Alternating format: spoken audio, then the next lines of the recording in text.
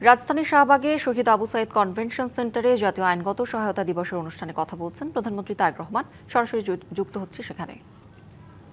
সকল সুধীবৃন্দ, আমরা বিশ্বাস করি যে রাষ্ট্রে আইনের শাসন, ন্যায় বিচার এবং মানবাধিকার নেই, সেই দেশ কখনোই একটি গণতান্ত্রিক মানবিক রাষ্ট্র হতে পারে না বা হয়ে উঠতে পারে না।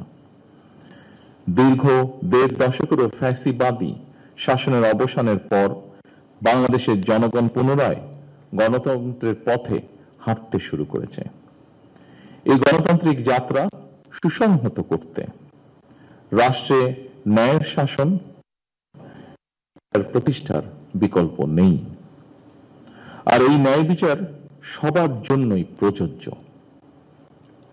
একজন মানুষও যাতে অর্থের অভাবে অ্যাক্সেস টু জাস্টিস থেকে বঞ্চিত না হয়, সেই লক্ষ্যকে সামনে রেখে সরকার লিগ্যাল এইড কর্মসূচি অব্যাহত রেখেছে। একজন ভুক্তভোগী টাকার অভাবে আইনজীবী সহায়তা নিতে পারবে না, এমনটা যেন না হয়, সেটি সরকার চেষ্টা করবে সর্বতোভাবে নিশ্চিত করতে।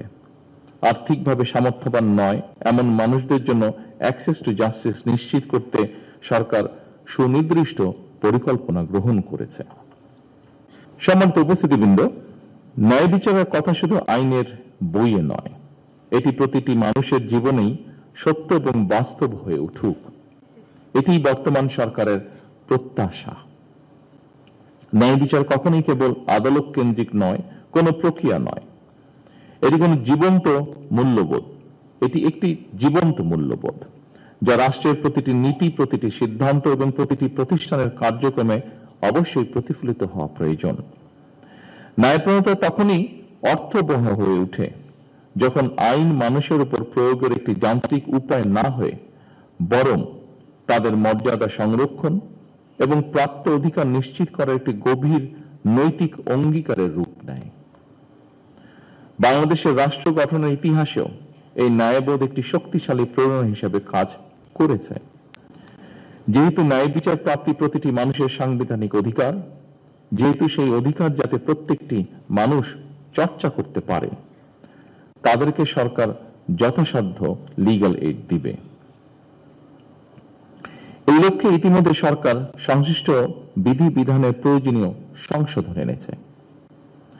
সম্মানিত সকল উপস্থিতিবৃন্দ, সারা বিশ্বে একটি কথা বিশেষভাবে প্রচলিত, সেটি হচ্ছে justice delayed is justice denied, অর্থাৎ বিচার বিলম্ব মানেই বিচার অস্বীকার। এই বাস্তবতা মাথায় রেখে লিগ্যাল এইডের মাধ্যমে মামলার আগেই মধ্যস্থতার মাধ্যমে বিরোধ নিষ্পত্তির উদ্যোগ নেওয়া হয়েছে, যার একটি ঘটনা আমরা আজকে এখানে শুনেছি।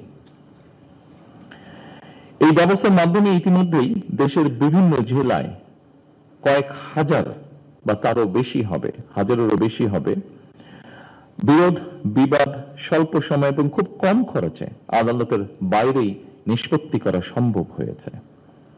অনেক ক্ষেত্রে কয়েক মাস বা বছরের পরিবর্তে বরং কয়েকটি বৈঠকের মাধ্যমেই সমস্যার সমাধানগুলো করা সম্ভব হয়েছে।